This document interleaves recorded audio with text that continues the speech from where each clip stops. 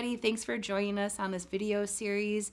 We are going to learn more about opioids, how they impact our communities, and how we can be safe through opioid use. So this training is our opioid overdose prevention and response training. Before we get into it though, I really want to have people consider that this is not just for opioid safety.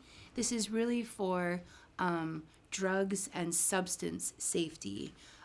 In the community, we're seeing a lot of fentanyl making its way into multiple drug classes. So even if a person isn't an opioid user, they could have a negative interaction with fentanyl due to fentanyl being contained in methamphetamines, cocaine, and fake pills that are made to look like one type of pill, but are actually a fake pill containing fentanyl.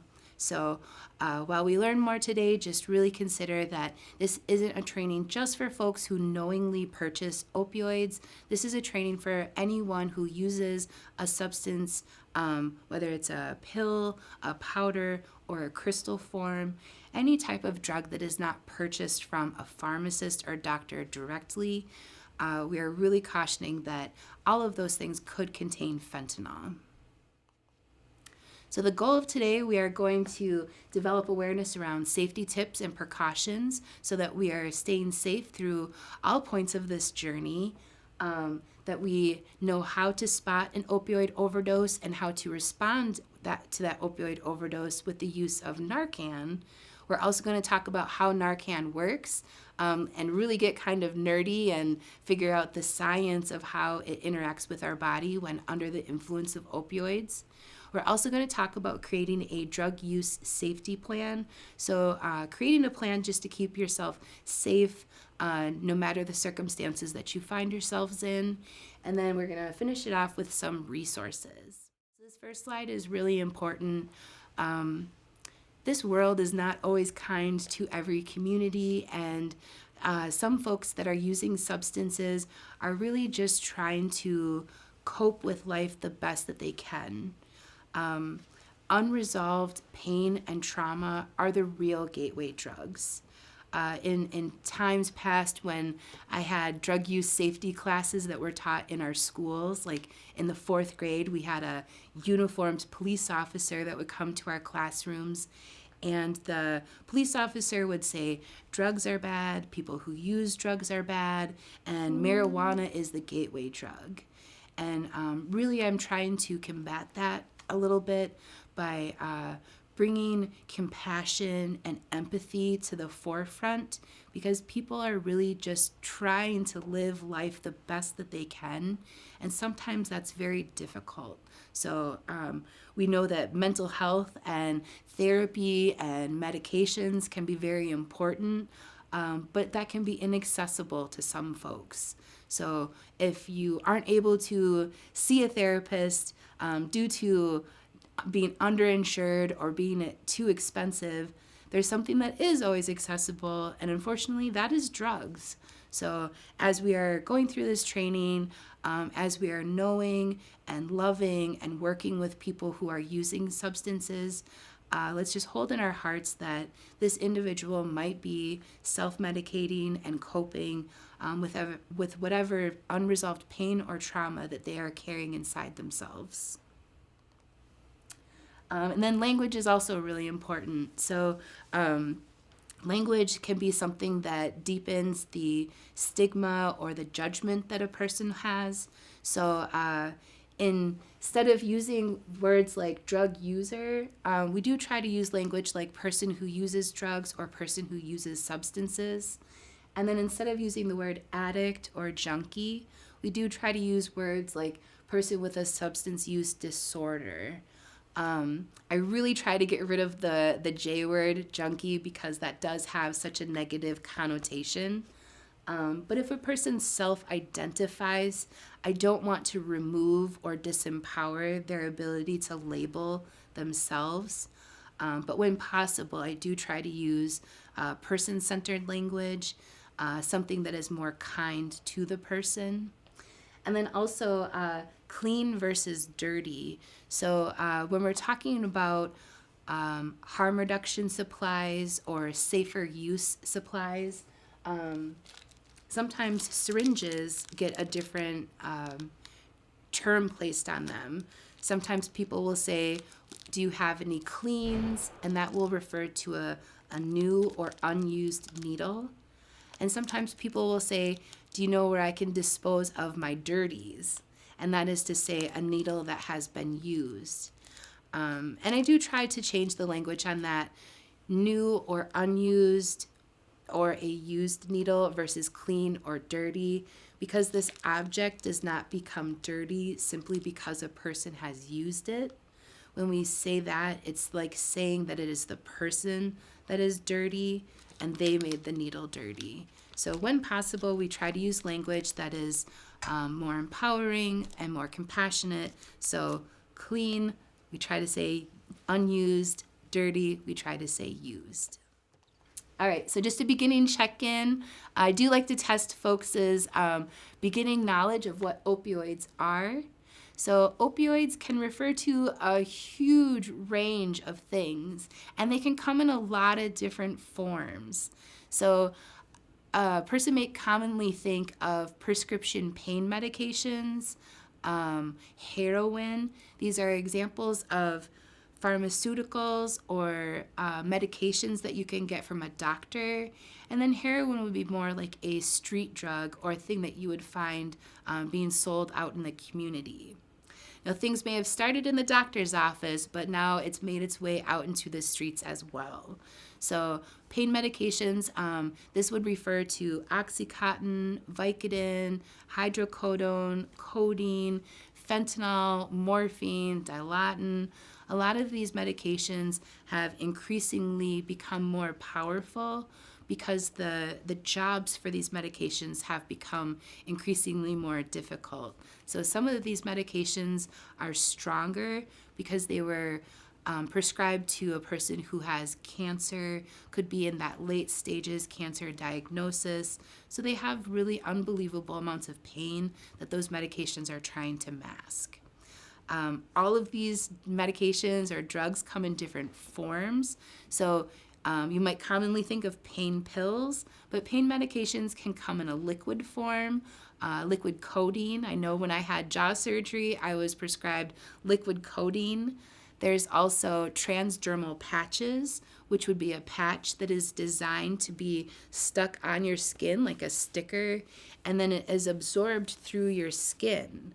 So in this way, that medication was specifically designed to be absorbed into the skin, but it releases therapeutic levels of medication into the system. So by putting this fentanyl patch on, you don't instantly overdose.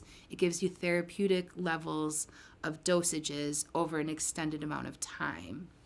There's also powders. Pills can be crushed up and snorted. Pills can also be smoked. And then opioids may also come in a powdered form. Heroin can come in a powdered form. Fentanyl can come in a powdered form. We've even seen lollipops, like a sucker or a hard candy. There was a fentanyl hard candy that a person was addicted to because their doctor had overprescribed them a fentanyl sucker. They had a constant stash of fentanyl suckers.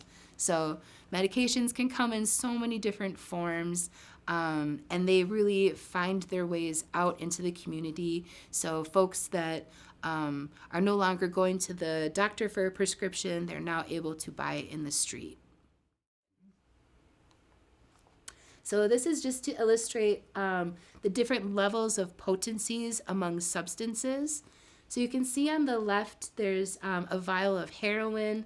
On the right, there's this vial of carfentanil, which has just this tiny little molecule of carfentanil in it.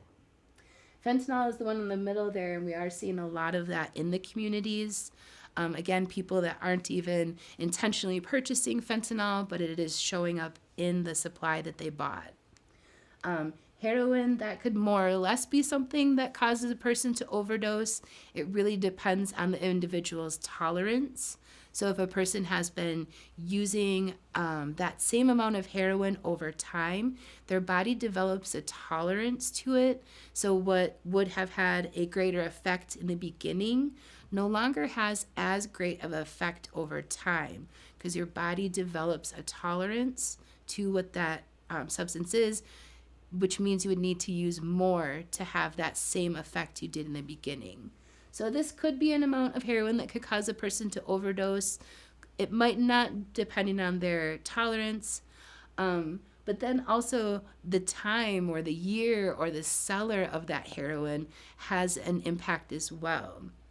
In the summer of 2019, we had an incredibly potent batch of heroin that was coming into town.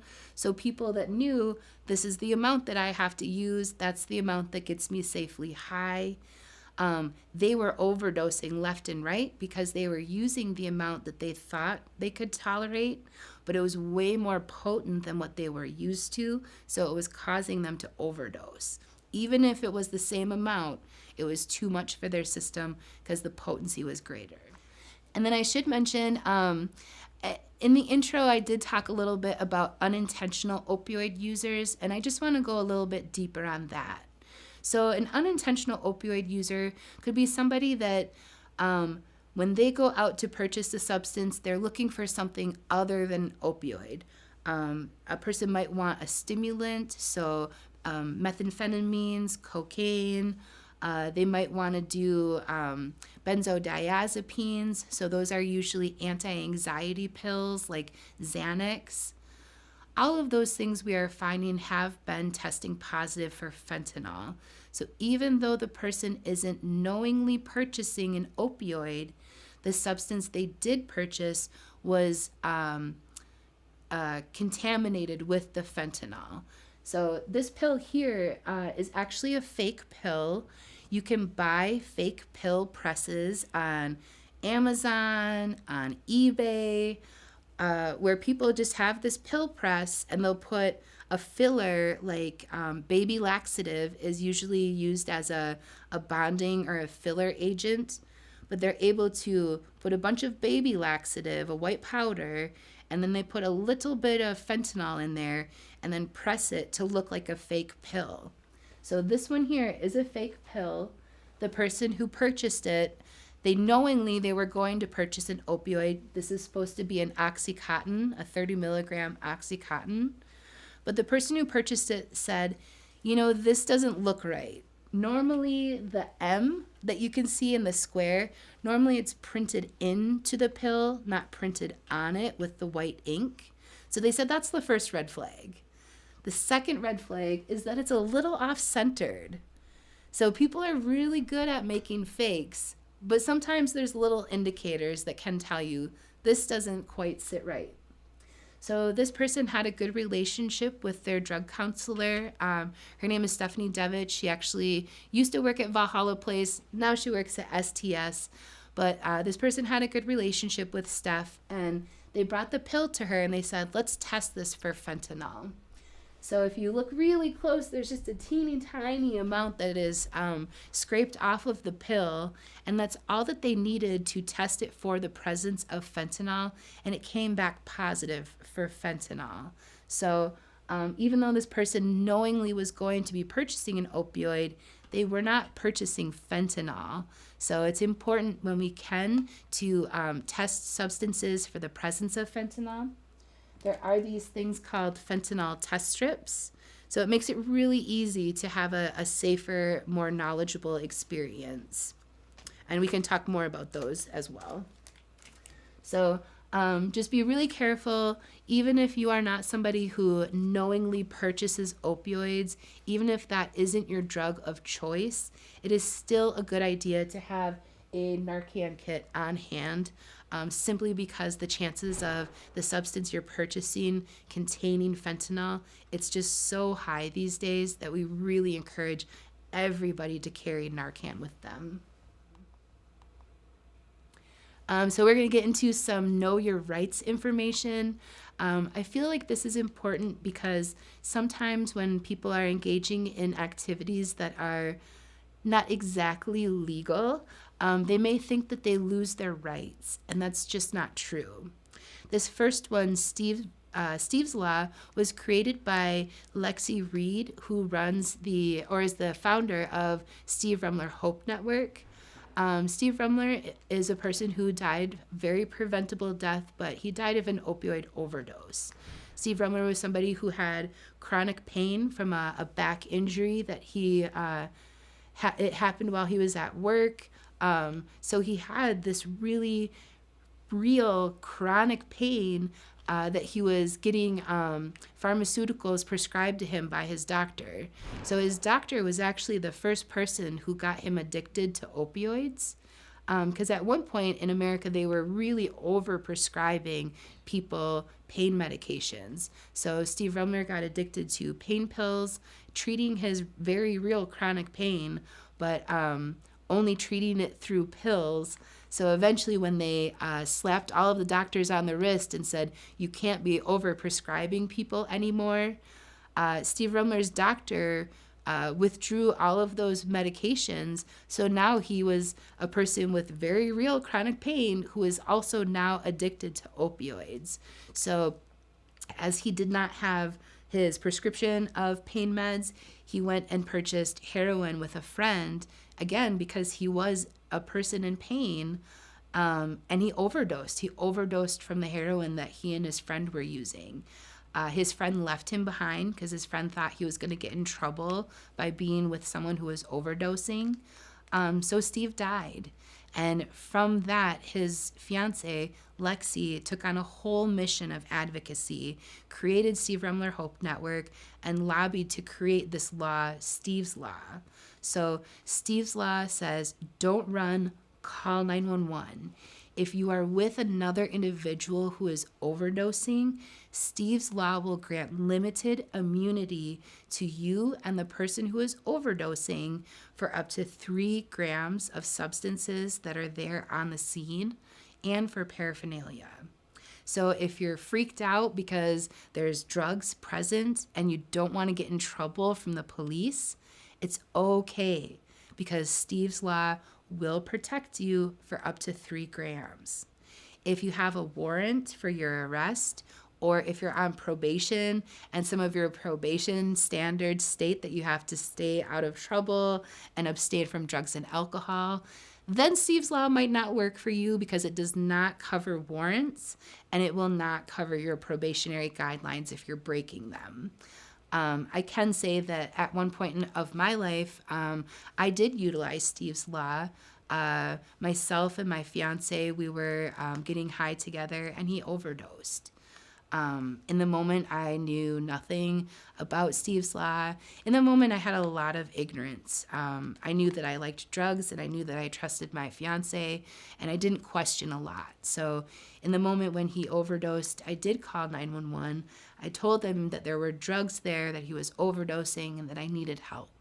So when the 3 squad cars showed up to my house, I had like 3 squad cars of police. I had an ambulance there, maybe even a fire truck there. I was under the influence and there was a lot of flashing lights, but they didn't care about anything other than helping my fiance.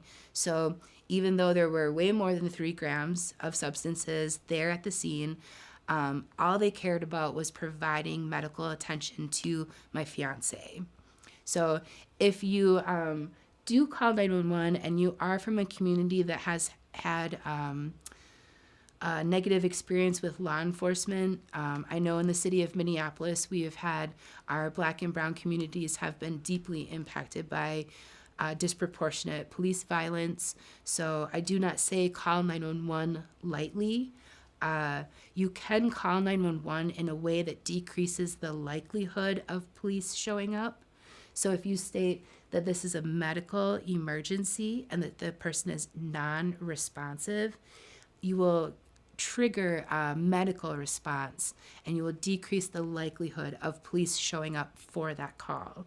So if you are worried about calling 911 because it could bring police to the situation, just know that when you call 911, you can say medical emergency, this person is non-responsive.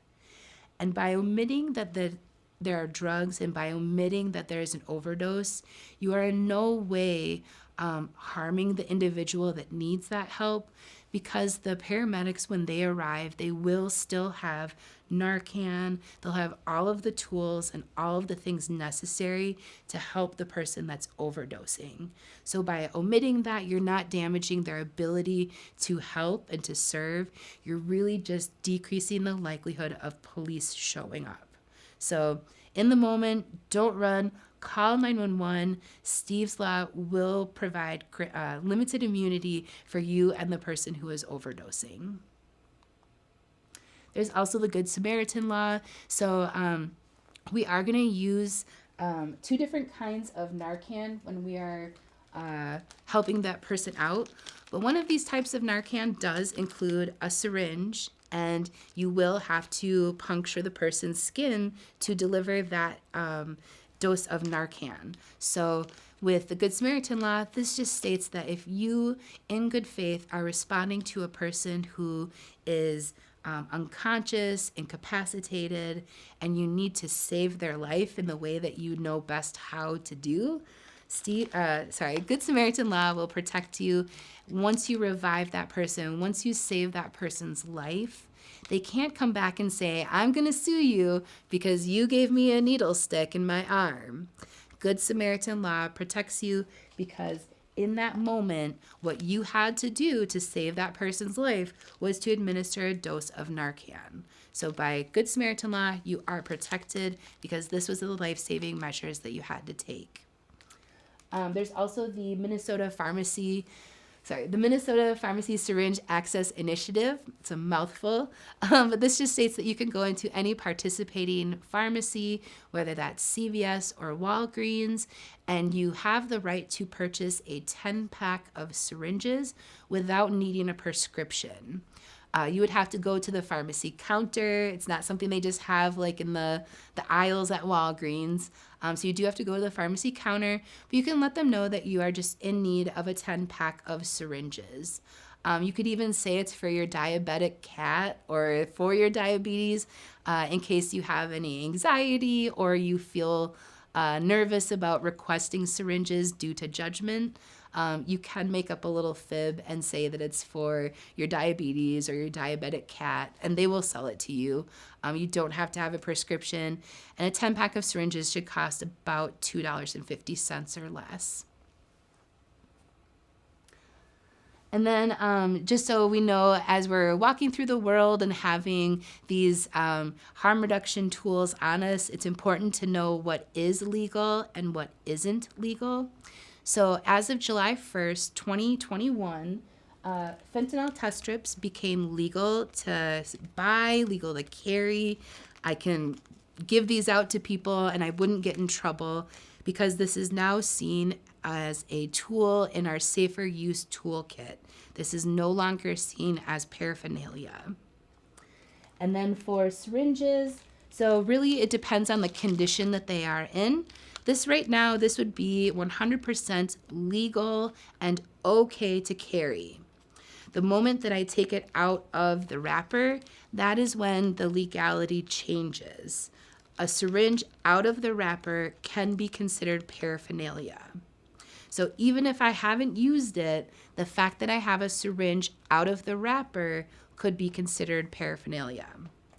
Also, you are not supposed to drive around with hundreds of syringes. So even if I keep it in the wrapper, but I have more than 100 on me, then that could be considered paraphernalia as well. So when I'm driving around with harm reduction supplies for our outreach team, I am kind of breaking the law at times because I'm usually driving with 500 or more syringes at a time. So in that case, I usually just tell my boss so that my boss can vouch for me. If you do have a used syringe, just dispose of it in a safe way. There are red biohazard sharps containers. You can put the syringe in there and then bring it to a local syringe exchange or clinic. They have that biohazard waste and they can dispose of it for you. If you don't have access to a red Sharps biohazard bin, you can also make one. If you have a laundry detergent bottle, a bleach jug, even a coffee can, something that is a thicker plastic, you can use that as a substitute for a biohazard bin. Just don't use a thin plastic, something like a disposable water bottle or disposable pop bottle, because that thin plastic, if it becomes compressed, the needles will stick out of it. So always go with something that's a thicker plastic because that is more puncture proof. All right, and then these are just some quick use safety tips. So this really is just so that a person can have a safer experience. We understand that we are not going to solve the opioid epidemic overnight. So this is really just to ensure that the person has a safer experience overall. The first one is test your substances with fentanyl test strips. So when possible, it's great when you can use these fentanyl test strips.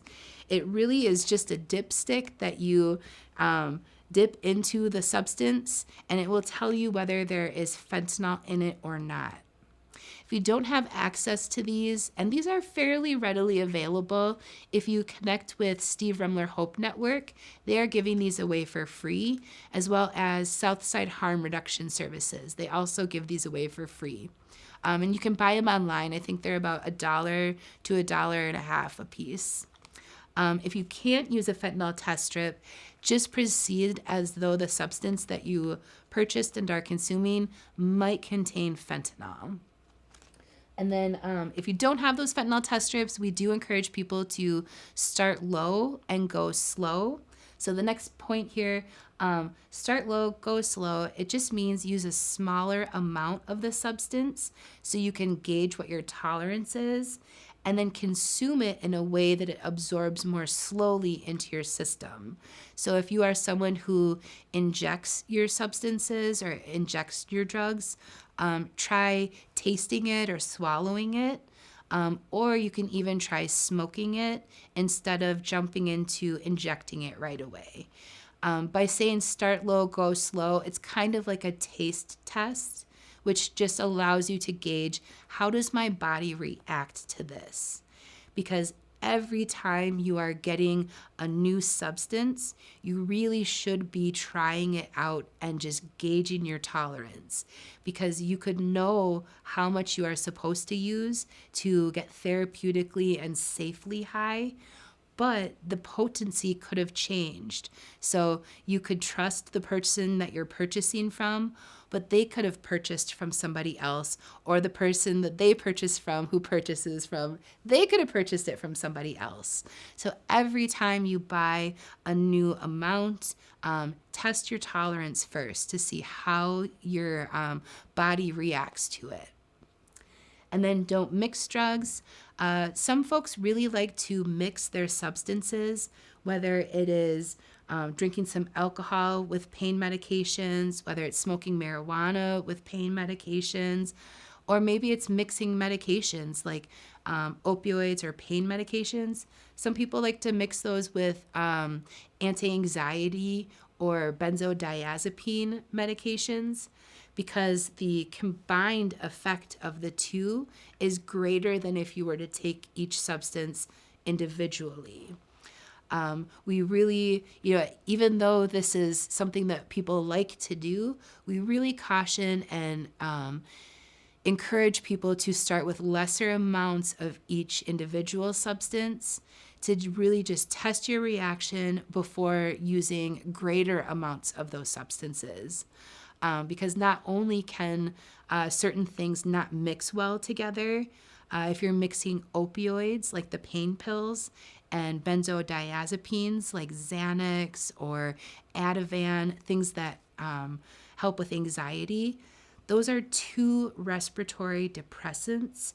And when you're mixing two respiratory depressants together, it can overwhelm your body, and it can be too much that your body can't power through that combined effect. So just gauge how your system handles those substances. understand that our bodies can't always handle a lot of those substances.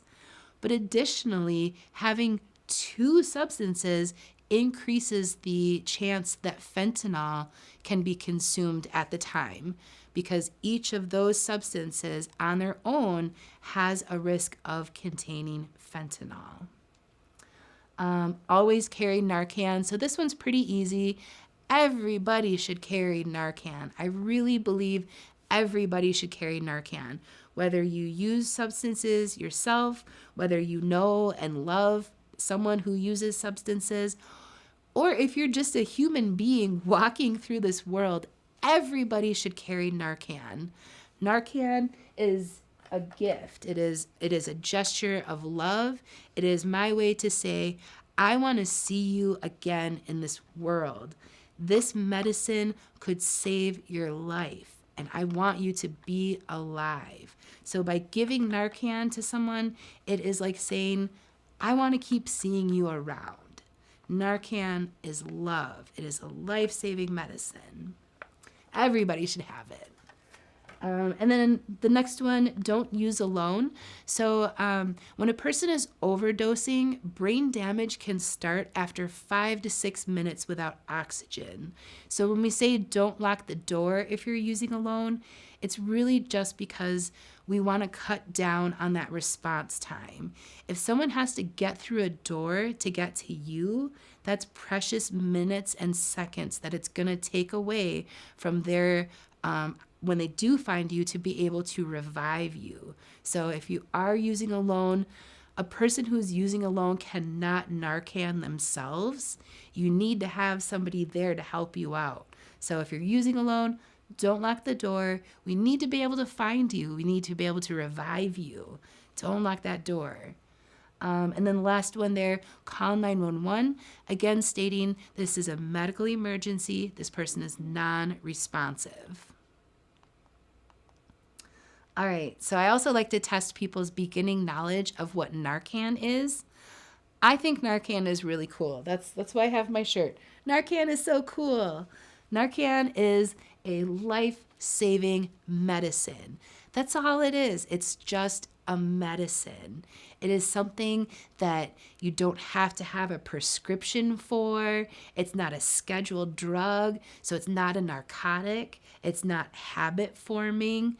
It is, if I were to inject myself with Narcan right now, it would have no effect, because if you are not under the influence of opioids, it does nothing to you. It is as if you are injecting water.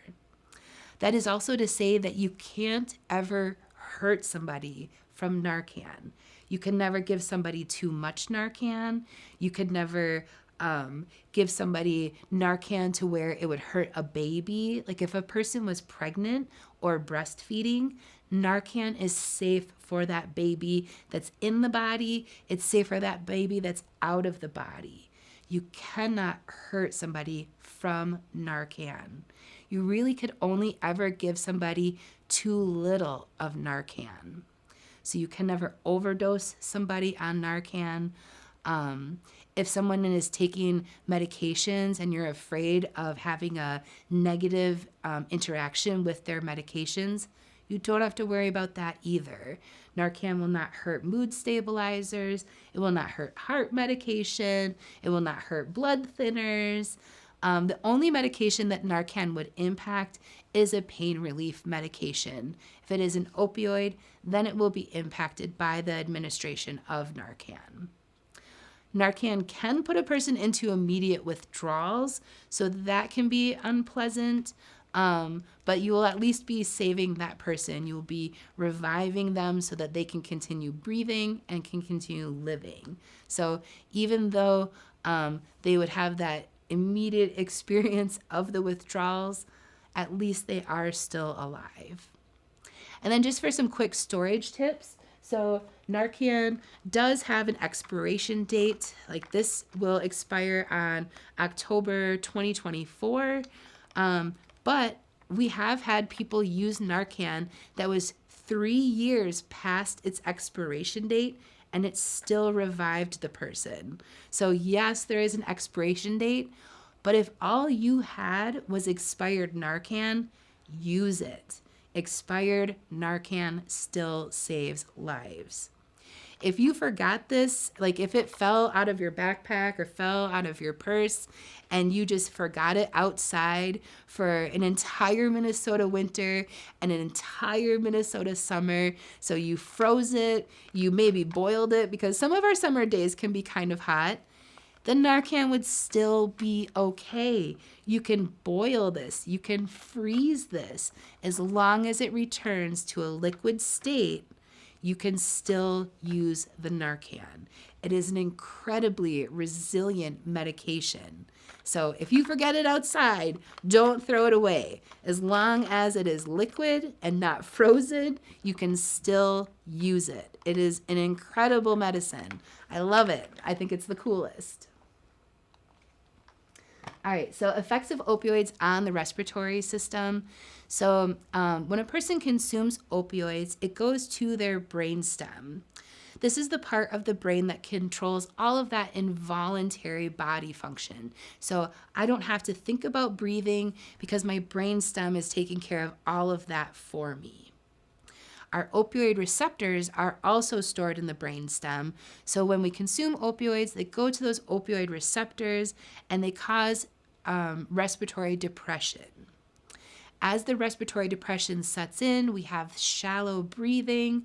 With the shallow breathing, the carbon dioxide that's supposed to be leaving our mouths, exiting our bodies, starts to get trapped, and then it starts to build up in our lungs. This is called a positive feedback loop.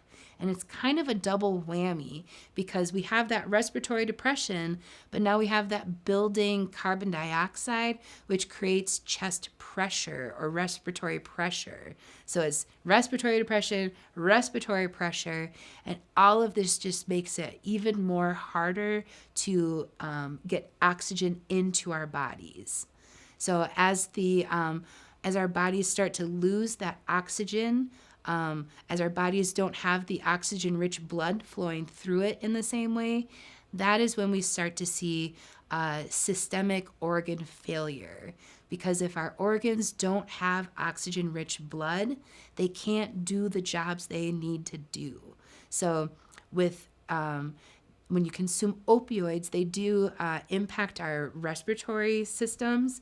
But without oxygen, that spreads from our respiratory systems to our heart, to our liver, to our kidneys. Everything just starts to shut down. So it's super important that we keep the person breathing. All right, so how Narcan works. So when you administer Narcan, it goes right to the same place where those opioids do. It goes right to the brainstem, right to those opioid receptors, and it pops the opioids out of the opioid receptors. So you can see in the image here, we've got the orange opioid receptors, and those little green globules there are the opioids. So when we've administered the Narcan, it pops those green globules out, it pops those opioids out of the receptors, and then it nestles in place. So Narcan works as an opioid blocker. But Narcan can only work in the system for so long. So when we consume opioids, there are some that can last in the body for hours at a time, whereas Narcan only lasts in the body for 30 to 90 minutes. So I kind of like to use my hand sometimes for this. So if you have your opioid receptors, and then you have these opioids that you consumed that nestled in. And now we've got somebody who administered Narcan, which pops the opioids out of those opioid receptors and then nestles in place. So you have this blocker for 30 to 90 minutes. But with some of the drugs being in your system for longer, like fentanyl could be in your system for hours. So as that Narcan fades away, you could still have opioids lurking in your system that are ready to sink right back into those opioid receptors, causing an additional overdose event. So sometimes it is important that we administer multiple doses of Narcan. And sometimes it's even more important that we're calling 911, again, stating it's a medical emergency, the person is non-responsive, because we don't know how much opioids are in that person's system. So that person could need medical attention. They would need that medical trained professional that can monitor their system and make sure that they are okay. So Narcan is a wonderful, magical, miracle medicine, but it is sometimes not as powerful as opioids or whatever substance that person could have consumed. So sometimes it's not just 1 or 2 or 3 doses of Narcan. The most that I have heard currently is 13 doses of Narcan that it took to reverse that person's overdose. There was also, I should say, the first person that ever did a Narcan training with me, they were overdosing from methadone. So methadone is a medication that you can take that helps curb cravings for opioids. It goes in and it attaches to the opioid receptors, so a person won't be craving that opioid all day long. Their body is getting a therapeutic dose to help out with the sobriety that they're trying to get. So if a person has that in their system, they could be overdosing for 24 hours. The first person that taught me, they had to go to the hospital to be put on a Narcan drip, like an IV of Narcan, because they had methadone in their system for 24 hours, causing a 24-hour overdose. So we don't always know the potency or the amount that a person has consumed. So it's a good idea to get that trained medical professional to come in and just make sure that the person is okay. All right, so how to spot an overdose. So we'll go over a few different steps, things to look for with an overdose. I will not be showing any videos or images of a person who is overdosing, but just describing it can sometimes be graphic. So if you take care of yourselves as you need to. For the process of reversing an overdose, it can be a lot for some folks. So take care of yourselves, take breaks if you need to. But how to spot an overdose. So first we're going to check for non-responsiveness. This is going to be the quickest way to figure out whether a person is overdosing or not. If you know the person's name, you can call their name. If you feel comfortable doing a little shoulder shake, you can do a little shoulder shake on the person. One way to really check for non-responsiveness, though, would be to do a sternum rub. So if you're finding the center chest bone, it's a bone plate, and you can feel it when you tap on it. But find your sternum, and then you're going to take your knuckle, and you're going to grind right into that sternum. A sternum rub will cause an involuntary pain reaction. So if a person can respond, they will respond to a sternum rub. We don't want to hurt people, so be gentle but firm when giving that sternum rub. That will be the surefire way to check if a person is responsiveness. Some other ways to check for if a person is overdosing or not, slowed breathing. So when a person is overdosing, they are having that respiratory depression, and that is going to cause their breathing to become very shallow or low, slow breaths that they're taking. A person's breathing could also sound very labored, so kind of wheezing, gurgling. It really sounds like a person whose body is at a very deep point of sleep. You might also notice that a person's extremities might start showing the signs of oxygen deprivation. So a skin color or skin feel change. Usually it will be the fingernails and the lips that start to show the signs of oxygen deprivation. So are they turning like a blue, ashy, purpley? Are they darkening in color?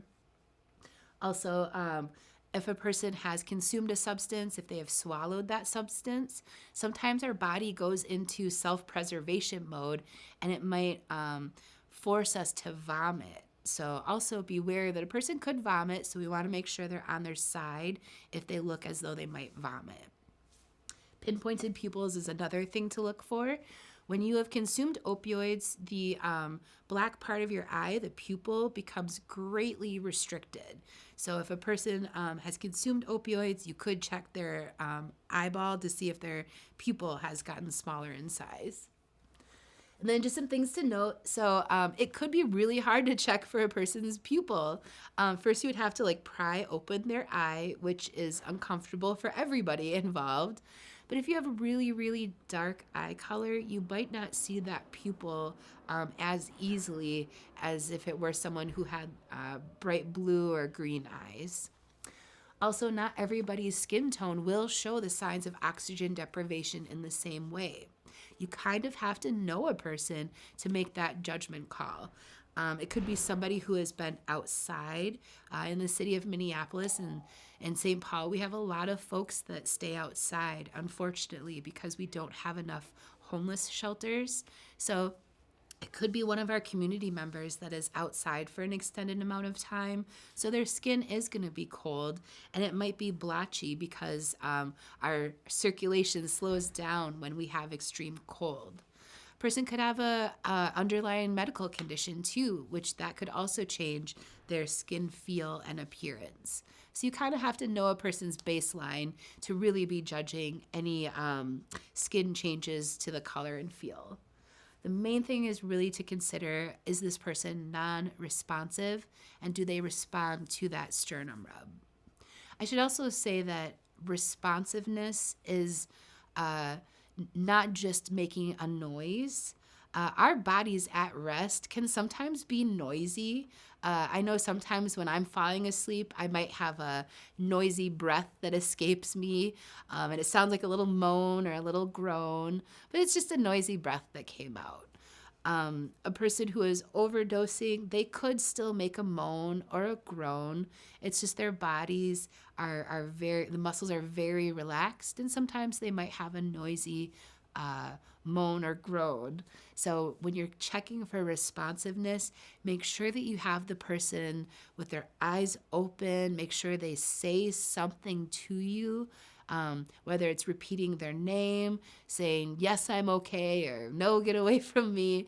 You want to get some kind of a response that really confirms that the person is here with you. All right, so this slide is real life. Is this person really high, or is this person in danger of overdosing? As we are humans that walk through this world, at any given time, we could see people displaying effects from either column. I know just walking around downtown, I might see someone who's really high or really heavily under the influence. So it's good to know the differences between the two. Person who is really high, they might have very relaxed muscles. So whether they are sitting in a way that their posture is slumped forward, slumped back, sometimes even the way that a person who is really under the influences walks can be different. So the way that they carry their body as they are moving, that relaxed muscle tone can look like a person leaning back really far, leaning forward. Just a very relaxed, going with the flow kind of body posture.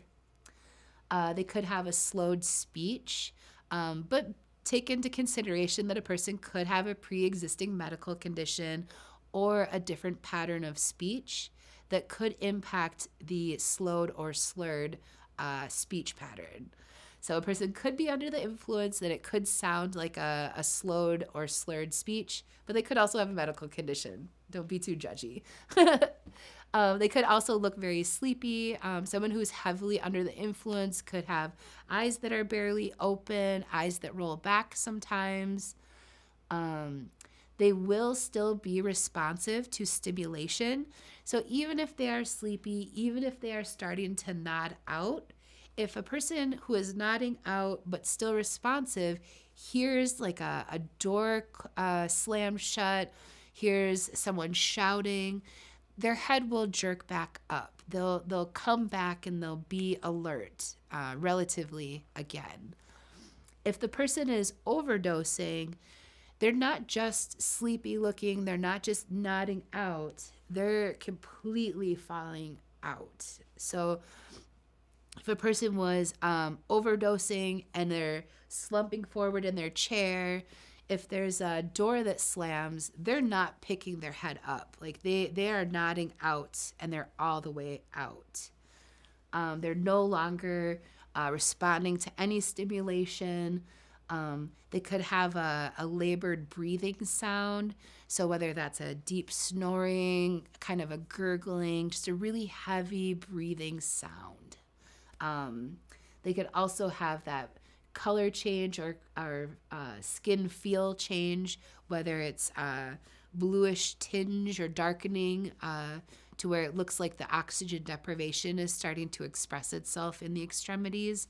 And then also just a clamminess or a different skin feel. So just in general, these are going to be some steps in how to respond to an opioid overdose. And then we could go more specifically on how to use nasal Narcan and intramuscular Narcan.